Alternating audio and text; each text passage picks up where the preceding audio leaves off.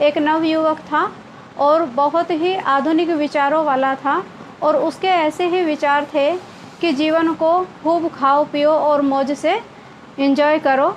और पाप कर्मों का क्या फल मिलता है, क्या होगा, कौन किसको देख रहा है या भगवान किसको देखता है। तो ऐसी वो अपने मन में विचार रखता था, इसलिए वो कैसे भी कर्म करता चला जा रहा था। तो उसके जीवन में एक युवती आई और उस युवती को उससे आकर्षण हुआ और वो आपस में दोनों बहुत ज़्यादा मिलने लगे और ऐसे चलते चलते उनकी पक्की गहरी दोस्ती हो गई। और दोस्ती के साथ साथ कहानी यहाँ तक पहुँच गई कि उस युवक ने उस युवती के साथ कुछ गलत व्यवहार भी किया, जिस पर उस युवती ने उस युवक से शादी करने के लिए कहा, लेकिन वो तो बहुत ही मॉडर्न अपने आप को समझता था और ऐसे ही फ्रेंडशिप करना और आगे बढ़ते जाना, लोगों का दिल दुखाना, ये तो उसका जैसे नेचर ही बन गया था। तो उस लड़की ने जब कहा उसको शादी करने के लिए तो उसने साफ साफ इनकार कर दिया और उसको मन को बहुत ही ठेस पहुंचाई और उसको छोड़ कर के रोता बिलखता छोड़ कर के वो चला जाता है। लेकिन आगे चल के उसका जीवन बहुत अच्छे से चलने लगता है। जो युवक होता है वो पढ़ता है, लिखता है, उसे बहुत अच्छी जॉब मिल जाती है और उसके मन के ये विचार सदा के लिए बने रहते हैं कि कोई किसी के कर्मों को नहीं देखता, आज का जीवन आज हम अच्छे से जी लें, अपनी मर्ज़ी से जी लें, कहीं कुछ नहीं होता है, ये किसने देखा कल क्या होगा। तो ऐसे करके वो अपने जीवन को ऐसे ही बिताए गया। एक दिन उसकी विदेश में एक अच्छी कंपनी में जॉब लग जाती है, घर में धन धान्य सुख साधन सब कुछ होते हैं और उसकी शादी एक अच्छी पढ़ी लिखी लड़की से हो जाती है और उसका जो गृहस्थ जीवन था वो बहुत ही सुख और प्यार से चल रहा था। और वो सोच रहा था कि ज़िंदगी तो ऐसे ही जिए जाओ अपनी मन मर्जी से, कहीं कुछ नहीं होता है और ये तो सब फालतू की ही बातें हैं कि कर्मों का फल हमारे सामने एक दिन ज़रूर आता है। लेकिन एक दिन तो उसकी आंखें खुली की खुली रह गई जब उसने देखा कि जो उसकी वाइफ थी, जब उसको बच्चा हुआ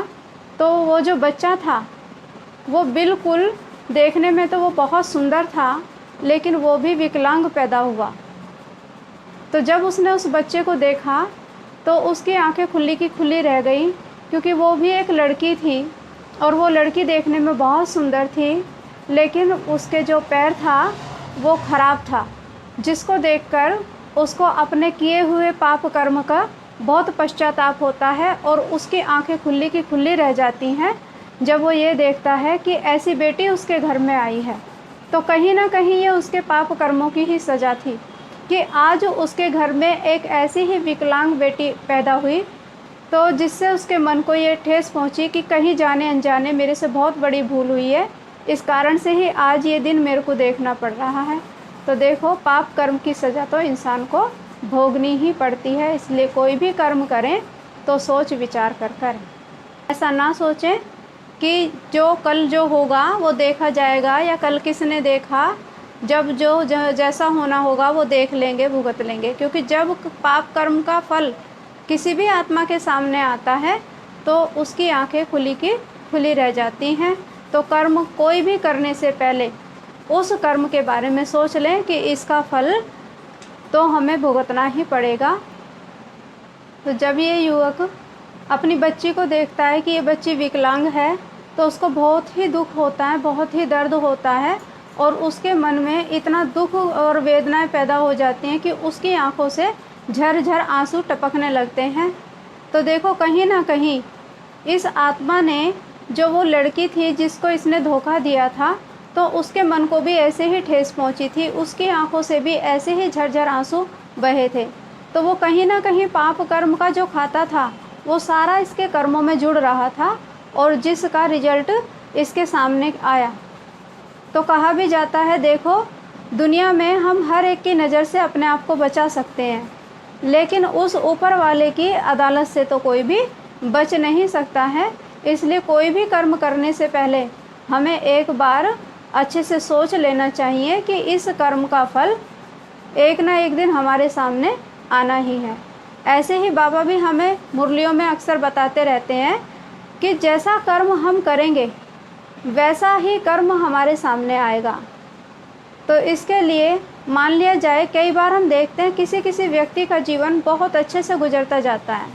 लेकिन जब उसका जीवन का अंतिम चरण चल रहा होता है या उसका लास्ट समय चल रहा होता है, तो आत्मा शरीर छोड़ना चाहती है लेकिन छोड़ नहीं पाती है।